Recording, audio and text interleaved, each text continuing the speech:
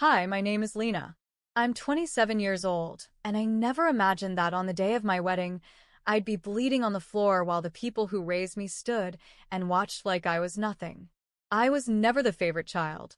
My mother, Rebecca, made that clear from the moment my younger sister Mira was born. Mira was everything I wasn't: loud, proud, obsessed with labels and parties, and always chasing men with money. And she had a knack for knowing exactly how to stay in our parents' good books. I, on the other hand, loved simpler things. I worked at a small but charming art gallery downtown. I loved books more than bags, meaningful conversations more than attention-seeking gossip. And that made me the disappointment of the family. My mother used to say it directly. You'll end up alone in some dusty studio with paint under your nails while your sister will be sipping champagne on a yacht. And I believed her for a while. Until I met Stephen. He was soft-spoken, a little quiet, dressed in the plain black uniform of the cafe down the street. The first time we talked, I noticed his eyes, calm, curious, intelligent. Not the kind of man who talked to impress, but one who listened. He was working as a waiter, or so he told me. And, to be honest, that didn't matter to me. What mattered was how he treated me, like I was someone worth listening to, someone worth being proud of. For the first time in a long time, I felt seen. But deep down, I was terrified of what my family would say. Because in their world, love wasn't enough, money was. They believed a man should come with a portfolio, not a paycheck. A family name, not a first name. And the man I loved served coffee and cleaned tables. Still, when Stephen proposed, I said yes. I chose love. I chose him. Even if it meant standing against my own blood. But what I didn't know was that the worst betrayal of my life wasn't behind me. It was waiting at the very altar where I stood in white. Because on that day, my parents didn't just try to ruin my wedding, they tried to ruin me. And that's where my story begins. It was a chilly Wednesday afternoon when I first met Stephen. I had just left the gallery early after a canceled appointment and stopped by the cozy little cafe on 4th Street, a place I usually passed without noticing. That day, something pulled me in. I sat by the window, sketchbook in hand, watching people hustle through the fog outside.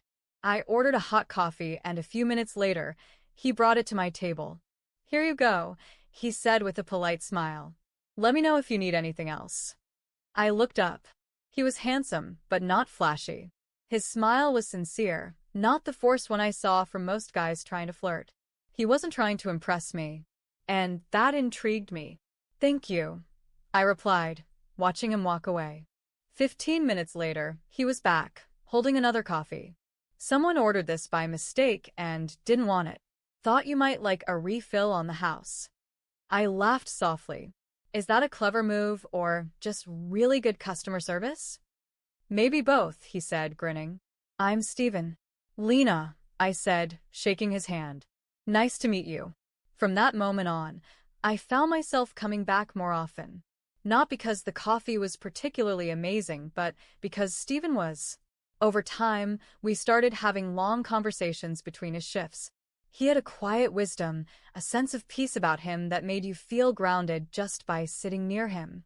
He spoke about people, about moments he observed, an old couple that held hands, a lonely businessman who always ordered the same pastry but never smiled. He saw people deeply, and I admired that. I told him about art, the gallery, and the strange silence of paintings that say more than words. One rainy evening, we sat together on a bench outside the cafe after closing. The wind whipped through the trees, and I shivered. He gently put his coat around my shoulders. "You know," he said, "I really like spending time with you." I looked at him. "Even if I'm not sipping champagne on a yacht?" He chuckled. "Especially because you're not." And that was the moment I fell for him. There were no roses, no grand gestures, just two souls in the rain, sharing silence like it meant something. A few months later, he took me to a little rooftop garden and proposed. No ring, no spotlight, just Stephen, a hand-carved wooden box, and a quiet, trembling, "Will you marry me?" And I said yes, without hesitation. Because even if he was a waiter with nothing but kindness to offer, I would still choose him. But I knew my family wouldn't. When I told my family about the engagement, The silence was deafening. We were sitting in the living room of my parents' house, a place I had learned to walk through carefully, like navigating a minefield made of words. My mother, Rebecca, sat stiffly on the couch, wine glass in hand. My father, Oscar, pretended to flip through the TV channels, though the television wasn't even on. My sister, Mira, sat smugly by the fireplace, already sensing drama. "I'm getting married," I said, holding my breath. Rebecca raised an eyebrow. "To whom?" "That gallery owner you mentioned once." "No," I said softly. "To Stephen." Mira blinked, confused for a moment, and then her expression cracked into an amused grin. "Wait, Stephen? As in, the waiter from that cafe you always go to?" I nodded.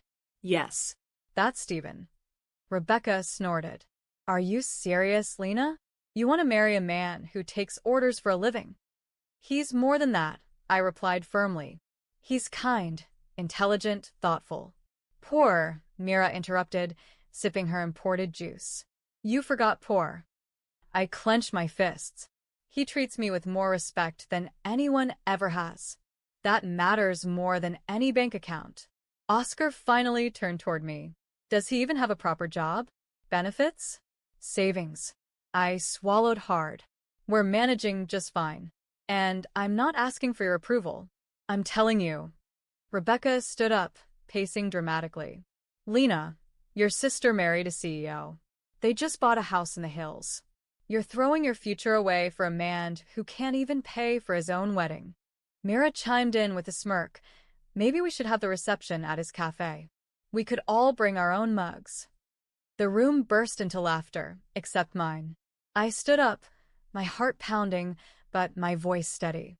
"I didn't expect your blessings. I knew what I'd get. But I won't let your arrogance dictate my happiness. I'm marrying him, and nothing you say will change that." I turned and walked out of that house with my head high. Stephen and I planned a small, private wedding with a few close friends, a garden venue outside the city, and nothing fancy, just peace. Still, a part of me wondered if my family would actually show up. I never imagined they'd do worse than stay away. I never imagined they'd come just to destroy it. The morning of our wedding was quiet, the kind of quiet that comes just before a storm, but you pretend it's peace. The venue was perfect, a private garden on the edge of town. Ivy climbed the wooden arches, white chairs lined the green lawn, and soft music drifted through the autumn air. The scent of wildflowers mixed with the fresh earth, and for a moment, I felt like nothing could ruin this. Stephen stood by the altar in a crisp black suit, looking at me like I was the only person in the universe.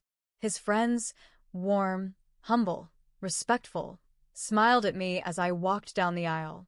They knew me. They accepted me. They were here for us. Then I saw them. My parents, Rebecca in a deep red designer dress that screamed status, standing tall with her signature cold expression. My father, Oscar, stone-faced beside her. Mira, dressed like she was attending a celebrity gala, barely hiding her eye rolls as she took her seat beside Peter, her CEO husband, who looked thoroughly unimpressed with the modest setup. I didn't let it shake me. When I reached Stephen, he gently squeezed my hand. His eyes were calm, unwavering. "You're everything," he whispered. "Let's do this." And we did. We exchanged vows beneath the golden sun, promising love, patience, and truth. I looked into his eyes and saw home. When he placed the ring on my finger, my hands trembled, not from fear, but from the overwhelming realization that I had finally chosen myself.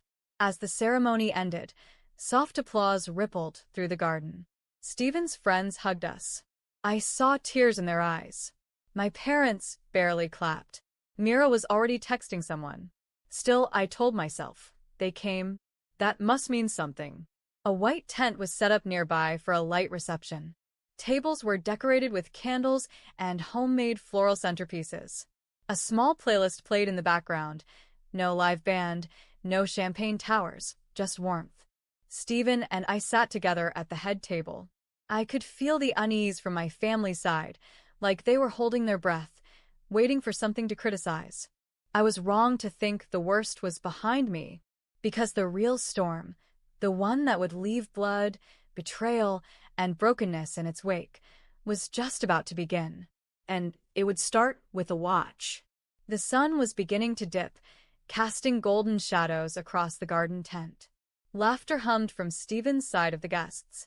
His friends raised toasts, shared funny stories, and filled the air with genuine celebration. On my family's side, silence, tension, occasional forced smiles. Still, I try to stay present, holding Stephen's hand beneath the table, whispering thank yous to well-wishers, ignoring the cold glances from across the aisle. Then it happened. The host tapped the microphone. "Ladies and gentlemen, we'll now hear a few words from the mother of the bride, Mrs. Rebecca." I froze. Stephen gently squeezed my hand, as if asking, "Are you ready for this?" I nodded, unsure. Rebecca rose with her wine glass and slow steps. Her heels echoed on the wooden floor. She reached the mic, brushed her perfectly styled hair back, and smiled stiffly. "Today," she began, "my daughter Lena begins a new chapter. She's always been different, sensitive, artistic." Her tone shifted. She never cared much for appearances or ambition. While her sister Mira followed a practical path, a real career, a real man, Lena chose to follow her heart. There was a sharpness in her voice now. "I won't pretend this wedding was what I envisioned. But," she glanced toward Stephen, "love comes in all forms, even in cafes and under aprons." Guests shifted in their seats. Then she raised her glass and smiled wide. "To Lena and her waiter husband." The silence that followed was brutal. Before I could react, Mira added, "Let's just hope he serves more loyalty than lattes." A few of Myra's friends chuckled. My breath caught in my throat. But Rebecca wasn't done. She turned toward Peter, Myra's husband, and gasped, "Peter, where's your watch?" Peter looked down at his wrist. "My Rolex that's gone." "Gone," Rebecca repeated dramatically. "It was right there before dinner." My heart dropped. She turned slowly to the crowd. "That watch is worth $12,000. I hope someone didn't get too excited about joining the family and take something that didn't belong to them." Then she looked directly at Stephen. Stephen blinked. Calmly. No expression. "That's enough," I said, standing up. Rebecca raised a hand. "No. "This is serious. I saw him near Peter's table earlier. Didn't you, Mira?" Mira played along smoothly. Yeah." "He was getting drinks." "That's his job, isn't it?" Rebecca said sweetly. "Oh, wait, that's not even his job anymore. Now he's family." Guests started murmuring. Some looked at Stephen. Some looked at me. All eyes felt like knives. "I can't believe this," I said, my voice shaking. "You planned this." Oscar stood now too, his jaw clenched. "We didn't raise you to bring shame on this family, Lena." "She married a thief," Rebecca hissed. "She married a man," I shot back. "A better one than any of you could ever understand." But I shouldn't have said that. Because the next moment my father's face turned red with rage. And what he did next would change everything. The entire garden fell into stunned silence. The kind of silence that feels thick in your throat, the kind that presses against your chest like a warning. My father Oscar took a slow, threatening step forward. "You've humiliated us enough," he said through gritted teeth, his voice low and trembling with rage. "You brought shame to this family, and now you dare talk back?" Stephen stood beside me, protective but calm, reaching for my hand again.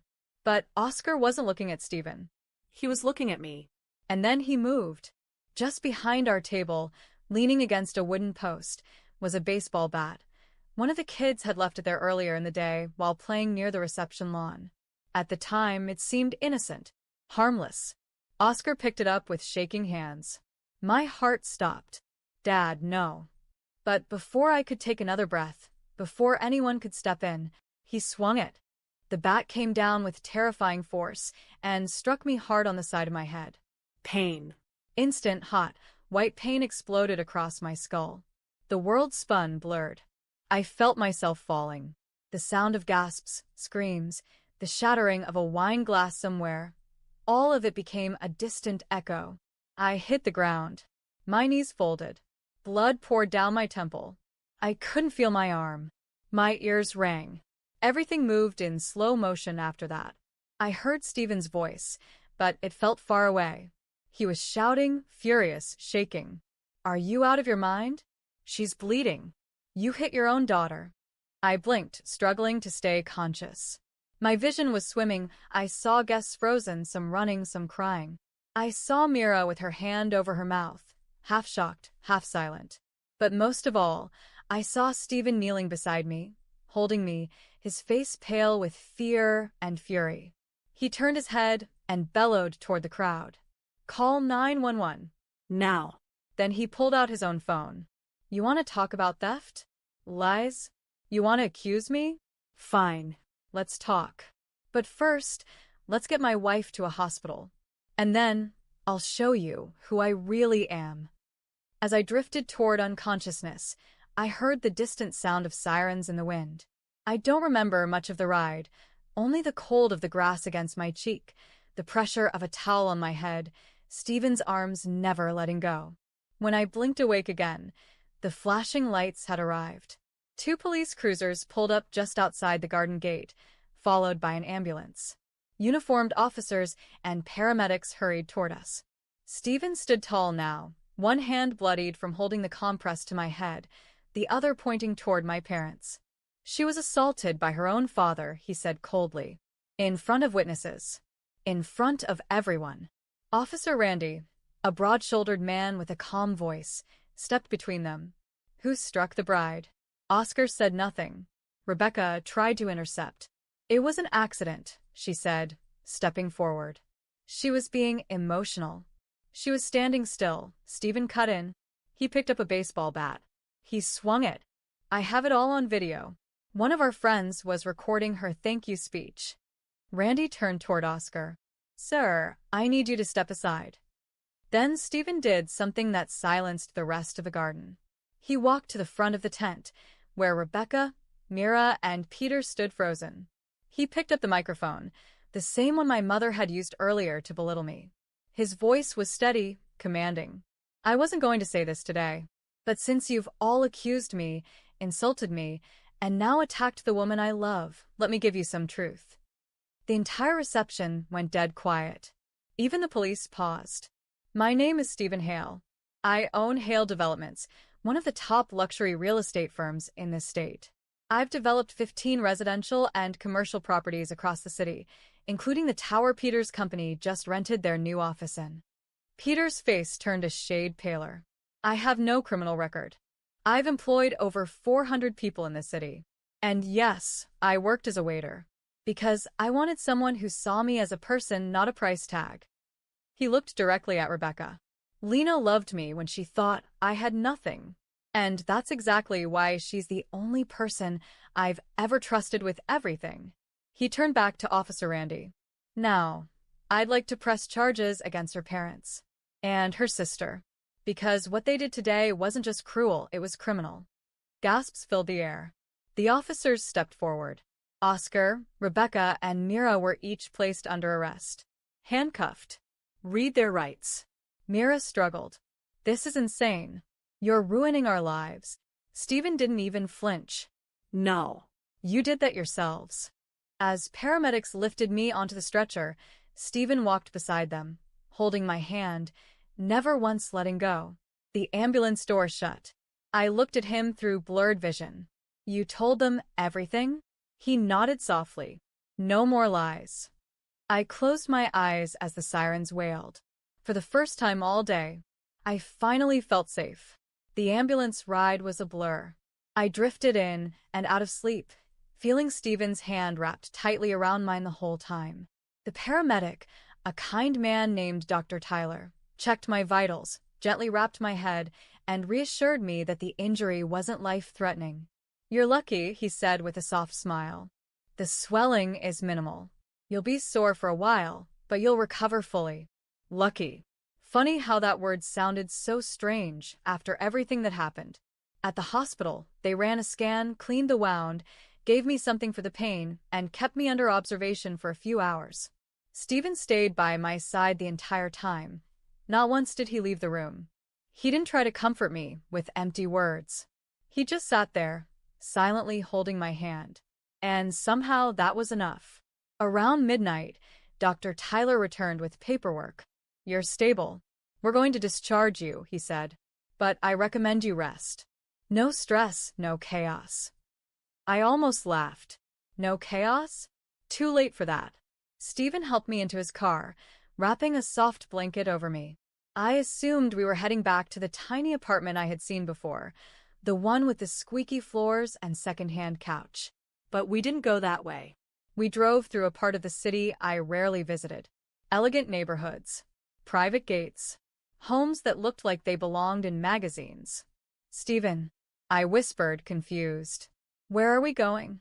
He didn't answer, just smiled gently and drove a little further up a curved road until we reached an enormous black iron gate. It opened silently at his voice command. I sat up, stunned. Beyond the gate was a mansion. Not just big, breathtaking. Glass walls, warm lights glowing from inside, a long stone pathway, and a fountain in the center of the driveway. I blinked. "Whose house is this?" Stephen parked and looked at me with calm eyes. "Mine." I stared at him. "What?" He nodded, unbuckling my seatbelt. "This is where I live. This is my actual home." I looked out the window again, still in disbelief. "But why didn't you ever show me this?" He helped me out of the car and gently led me toward the front door. "Because I wanted to know," he said, "if you loved me. Not the house. Not the cars. Just me." He stopped at the entrance, turned to face me fully. "And you did, even when you thought I had nothing. That's why I fell in love with you." Tears welled up in my eyes. The pain in my head faded behind the quiet joy in my chest. I reached for his hand. "I still do," I whispered. "And I always will." Inside, the house was warm, full of soft lights, art pieces, and a scent of fresh linen and lavender. He showed me to a guest bedroom that looked nicer than any hotel I'd ever seen. As I curled under the covers, he knelt beside the bed and kissed my hand. "Sleep, Lena. Tomorrow we make things right." And for the first time since the wedding, I closed my eyes and truly rested.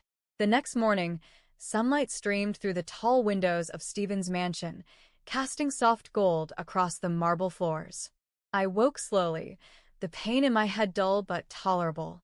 What remained sharper was the ache in my heart and the clarity in my mind. Stephen brought me breakfast in bed. Warm tea, toast, and fresh fruit. I could see the concern in his eyes, but I could also see his strength. "I spoke with a lawyer this morning," he said gently. "We have every right to press full charges." I nodded slowly. "We need to. Not just for me, but because they need to understand they can't hurt people like that and walk away." He leaned forward. "We'll do it together." Within days, our case moved forward. With police video, witness statements, the event recording, and even the hospital report from Dr. Tyler, the evidence was undeniable. Oscar, my father, was charged with aggravated assault with a deadly weapon. Rebecca, my mother, was charged with false accusation, public defamation, and conspiracy. Mira, my sister, was charged as an accomplice to character assassination and malicious intent.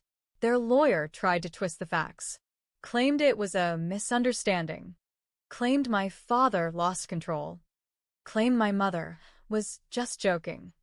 But the judge wasn't moved, nor were the jurors. When the footage was played, the swing of the baseball bat, my collapse, the panic that followed, the courtroom fell completely still. Stephen and I sat side by side through every hearing. He held my hand as I testified, and I held his when the verdict was read. For the crime of physical assault with intent to cause harm, the court finds Oscar guilty. He is sentenced to 6 years in prison without early parole. For the act of public false accusation and emotional harm, the court finds Rebecca guilty. She is sentenced to 2 years in prison, plus mandatory psychological counseling. For the role in planning and supporting malicious defamation, Mira is sentenced to 1 year, with an additional 250 hours of community service. I didn't cry. I didn't smile. I just breathed. After so many years of being belittled, dismissed and compared. After being hit, humiliated, and shamed on my wedding day, I finally had one thing they never gave me: justice. Outside the courthouse, reporters waited. Questions swirled. We said nothing. Stephen wrapped his arm around my shoulders and whispered, "Now we close this chapter." I looked up at him. "What now?" I asked softly. He smiled. "Now we live." A week after the final court hearing, Stephen took me to the balcony of our bedroom, overlooking the private garden behind his estate. The air was fresh, the sky open. Everything felt lighter, like the past had been washed away and replaced with peace. "I booked something," he said one morning, holding 2 passports and a folded itinerary. I raised an eyebrow. "Something?" He smiled. "Just us. No drama. No noise. No lies. Just a quiet cabin, and views that will make you forget everything." I opened the folder. Round-trip tickets to Switzerland. I stared at him in disbelief. "You planned a honeymoon?" He shrugged. "You've been through hell. You deserve a little heaven." 3 days later, we landed in Geneva and were driven up winding roads to a secluded mountain lodge. Snow fell gently outside the wide glass windows. The fireplace crackled beside our bed. The world felt quiet again, and for once, we could breathe without the weight of judgment. One night, as we sat wrapped in thick blankets, sipping hot chocolate and watching snowflakes melt against the window pane, I turned to him and asked, "If you could go back, would you still hide who you were?" Stephen looked thoughtful for a moment, then nodded. Yes. "Because I would have still met you, the woman who defended me, loved me, and stood up to everyone. Not because I was rich, but because I was worth it." I rested my head against his shoulder. "We built something stronger than blood ties, didn't we?" He kissed the top of my head. "We built truth." There, high above the chaos of the world we had left behind, we laughed freely, dreamed wildly, and began planning our new future. We returned home weeks later, stronger, healed, and full of purpose. And although my family was nowhere in sight, I no longer felt empty, because the man beside me, the love we had built, and the peace we had earned, they were enough. And maybe, just maybe, that painful wedding day wasn't the end of anything. It was the beginning of everything. If you enjoyed this story, don't forget to like, share, and leave your thoughts in the comments. Make sure to subscribe for more powerful and emotional stories every week. Thank you for watching, and we'll see you in the next one.